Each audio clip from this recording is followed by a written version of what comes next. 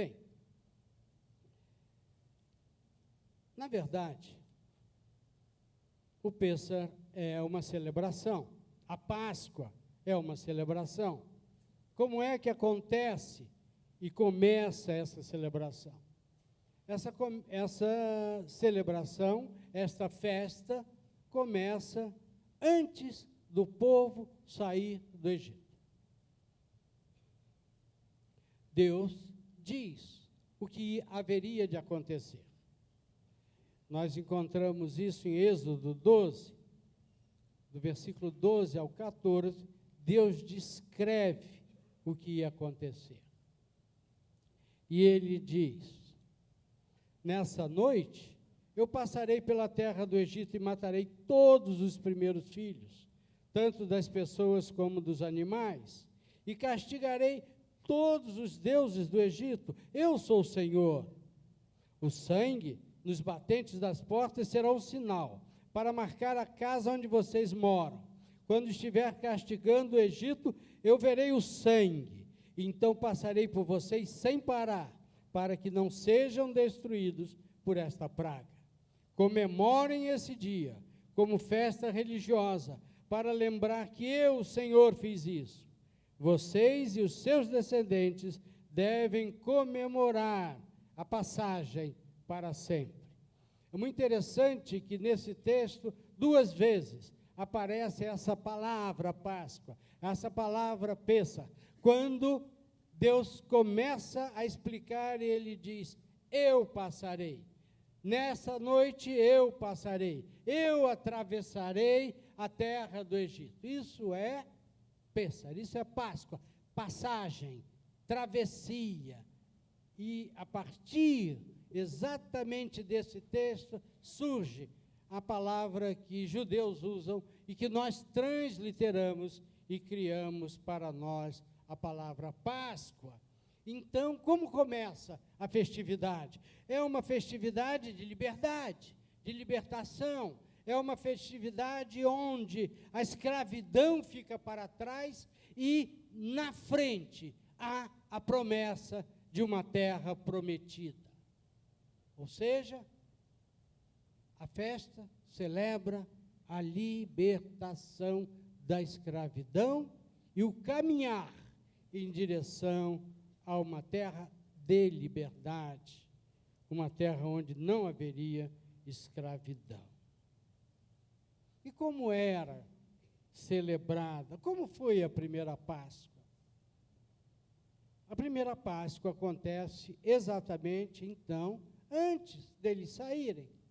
Deus manda que façam um jantar, que façam uma ceia, que nessa ceia haja vários tipos de alimento, mas haja cordeiros assados. E quando a família é pequena, ele aconselha, ele chama que reúnam outras famílias e comam juntos. E depois de comer, é que vocês caminharão em direção à liberdade. É muito interessante, porque a liberdade começa com uma festa. A liberdade começa antes do caminhar, com a celebração da própria liberdade que é dada por Deus.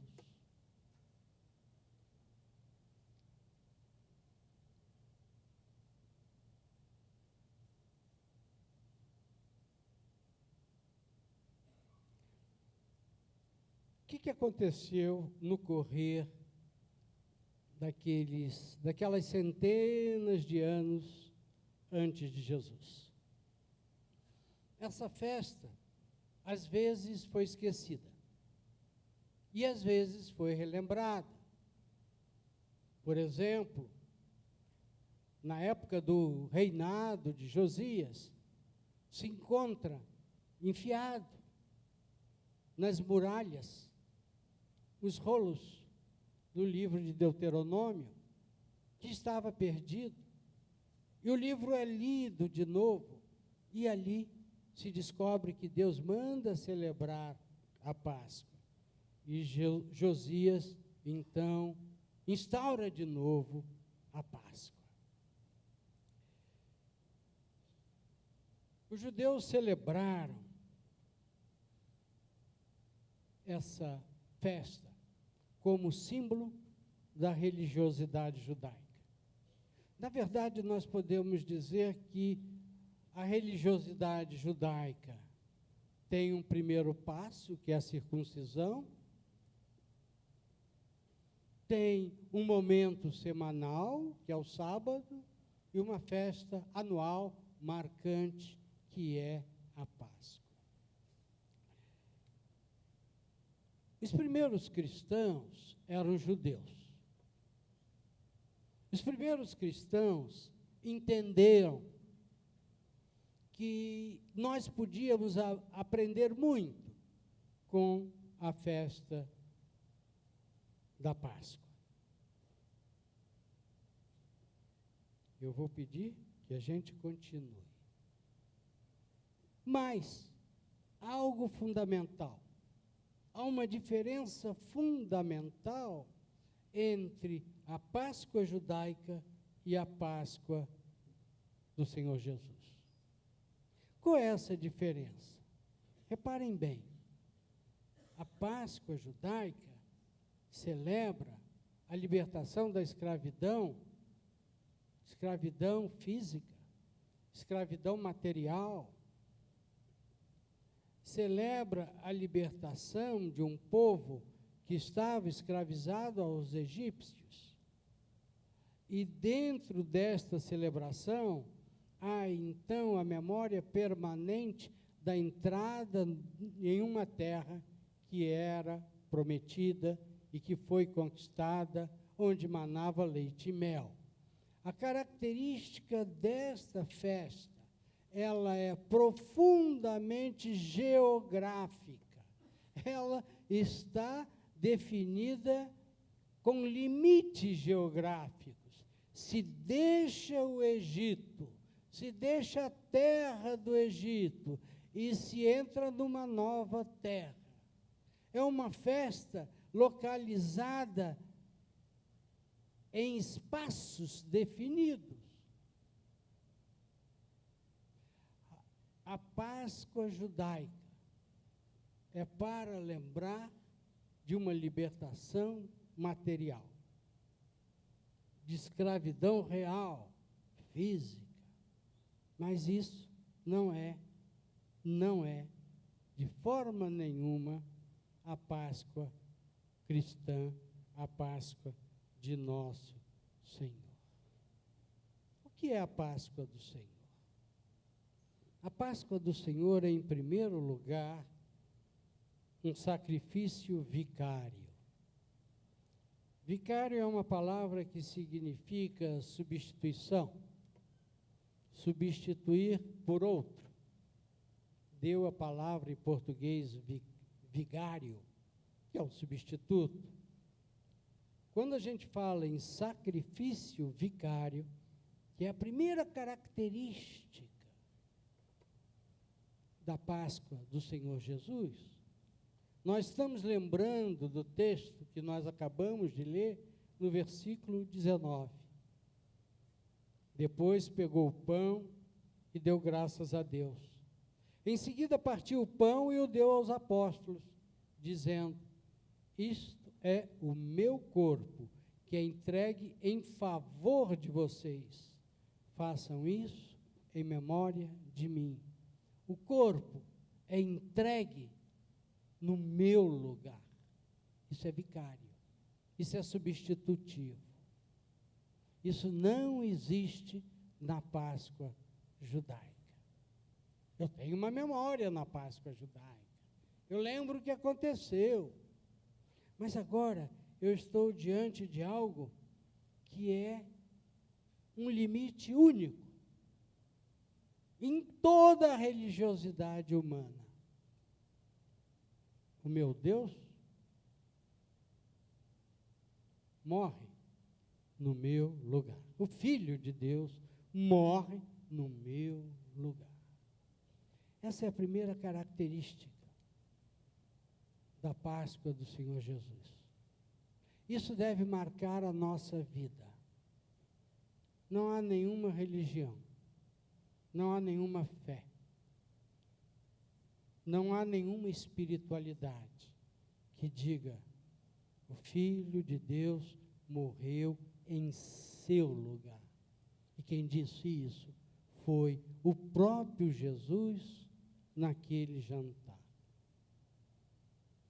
É certo, é muito interessante, que quando os discípulos fizeram e organizaram aquele jantar, eles acreditavam que iam celebrar a Páscoa judaica.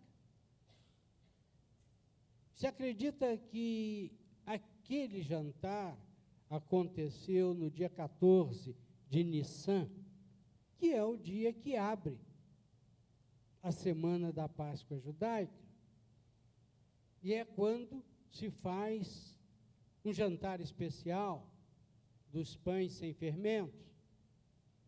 Ou seja, nos dias anteriores, o judeu retirou de casa tudo que era fermento ou fermentado. Não deveria haver fermento nenhum dentro de casa. Então, eles faziam um pão sem fermento, pão ázimos ou asmos. E aí, eles faziam uma refeição. Logicamente, os discípulos pensaram: não, Jesus está nos convidando e vamos celebrar esta festa judaica. Vamos celebrar essa festa com um jantar dos pães sem fermento. Mas Jesus toma o memorial judaico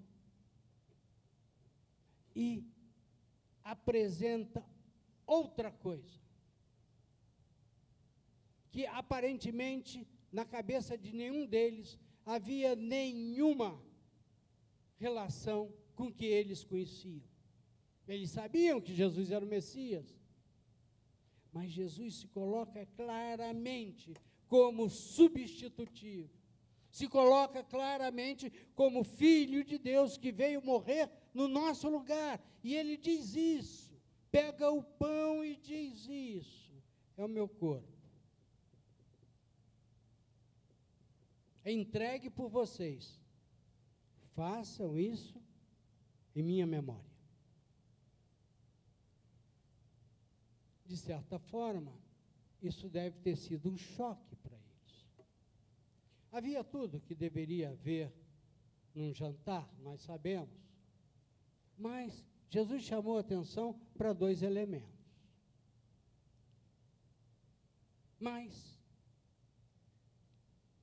a Páscoa judaica é mais do que o sacrifício vicário. É a aliança de Deus com o seu povo. E Jesus também explica isso. Depois do jantar, do mesmo modo, deu a eles o cálice de vinho, dizendo: este cálice é a nova aliança feita por Deus com o seu povo. Aliança que é garantida pelo meu sangue, derramado em favor de vocês. De novo, Jesus repete: em favor de vocês. Mas ele chama a atenção para algo que não havia até aquele momento. Que os discípulos teriam que repensar tudo que eles conheciam. Porque Jesus fala em nova aliança. Esta é a nova aliança que acontece a partir do meu sangue. E qual a aliança que havia? A aliança que tinha sido dada a Moisés, é a aliança de sacrifício de animais, que era feita durante a Páscoa. Os carneiros eram mortos. É muito interessante, queridos irmãos, que há uma simbologia da velha Páscoa que nós podemos aproveitar para entender o que Jesus está falando, mas é simbólico. Repara, não deve haver, neste momento especial de encontro com o Senhor, não deve haver nesse momento especial de sentar-se à mesa com o Senhor para celebrar a Páscoa, não deve haver fermento. Por quê? O que simboliza o fermento? Nós sabemos. O fermento ele faz crescer. Ele incha. Por isso o fermento passa a ser símbolo de pecado. Faz crescer. É como se o fermento simbolizasse o inchar do nosso ego, porque o pecado faz isso. O pecado te incha, o pecado te diz, você pode. Não é o que acontece com Eva e com Adão? Quando a serpente diz, vocês não morrerão? Vocês serão como Deus. E o fermento incha. Eu não morrerei. Serei como Deus. E essa é uma característica do pecado. O pecado, em primeiro lugar, diz que você pode. Sim, você pode fazer o que você está pensando. Não se preocupe. Nos remete a ideia de que, ao estar à mesa com Jesus, o fermento deve ter ficado fora. O pecado deve ter sido confessado. Essa é uma característica, uma simbologia que atravessa as duas comemorações. Mas a ideia de aliança é muito forte. A aliança foi feita com Abraão, um homem de fé. A aliança foi feita com Abraão. E a aliança foi feita com Abraão com o derramar de sangue.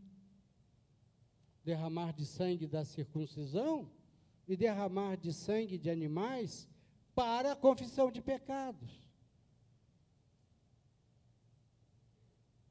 Mas Jesus diz, este cálice é uma aliança diferente.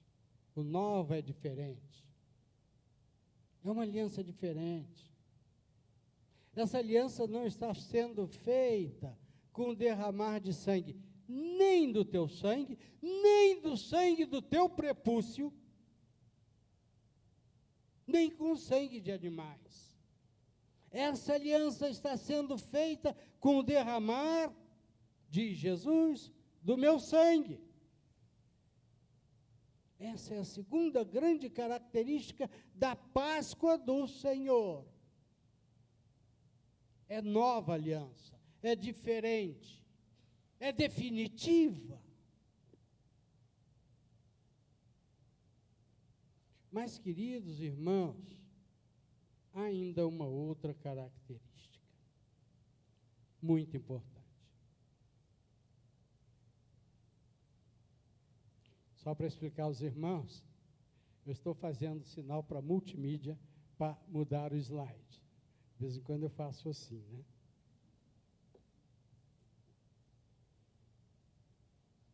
É a promessa da volta. Eu tenho a impressão que deve retornar. Obrigado. É a promessa da volta. Jesus diz, no versículo 16, do capítulo que estamos lendo, pois eu digo a vocês que nunca comerei este jantar até que eu coma o verdadeiro jantar que haverá no reino de Deus. Temos várias outras referências, porque todos os evangelhos falam da Páscoa. E algumas referências é de que não comerei até que coma com vocês. Há uma promessa. Reparem só que bonito. Havia uma promessa na velha aliança. Havia uma promessa no celebrar da Páscoa judaica. Ou seja, qual era a promessa? Vocês entrarão numa terra. Vocês ocuparão uma terra. vocês serão livres nesta terra. E essa terra passou a ser chamada de terra prometida. Havia um espaço definido, geográfico. Agora, Jesus diz que voltará, mas diz também que há uma terra nova, totalmente diferente, que ele chama de Reino de Deus. Essa é a terceira característica fundamental da Páscoa de Jesus. Ele promete voltar e nos levar para o reino dele. Há vários textos lindos sobre isso, em que dizem, por exemplo, que nós reinaremos com ele. Queridos irmãos, este é o fundamento daquilo que nós somos. Naquela noite, naquele entardecer de 14 de Nissan, entrada da Páscoa judaica, Jesus define aquilo que nós somos a partir do sacrifício dele. Nós somos cristãos. A nossa Páscoa não nos remete a uma situação geográfica. A nossa Páscoa apresenta uma aliança nova. Eu chego diante do trono de Deus a qualquer momento, sempre em nome de Jesus. Meus pecados, reparem, já foram perdoados. E eu digo para Deus, estou arrependido. E Ele me torna branco como a neve. Ele é o único sacrifício substitutivo, pleno, que existe. Por isso, queridos irmãos, nós podemos dizer: então, o que é a Páscoa do Senhor? A Páscoa do Senhor é o sacrifício do primogênito de Deus para a nossa libertação do pecado. A Páscoa do Senhor é a aliança eterna, que começa aqui e se projeta na eternidade. A Páscoa do Senhor é a sua volta, quando celebraremos com Ele a festa eterna da Páscoa, que é a libertação do pecado, mas também celebração da vida eterna. Queridos, nessa quaresma, nesse momento de reflexão sobre o ministério, sobre o sacrifício e a ressurreição de Cristo,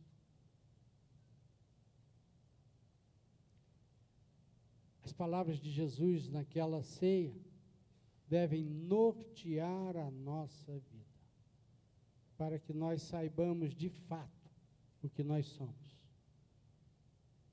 Às vezes, essa compreensão fica um pouco confusa nas nossas mentes, mas se a gente para pensar, ela é até muito simples, desde que nós aceitemos pela fé, as palavras de Jesus. É isso que nós vamos fazer agora. Nesse momento, nós vamos celebrar aquele memorial. Nós vamos nos lembrar daquela primeira Páscoa cristã, ali em Jerusalém. É um momento de pensar. Devemos conversar com Deus nesse momento. Se há alguma coisa no teu coração que te incomoda, alguma coisa que você sabe que pode não ser agradável a Deus, esse é um momento de confissão. Converse com Ele. Converse com Ele. Deixe o fermento fora do teu coração. Vamos celebrar o sacrifício vicário, a nova aliança e a volta de Jesus.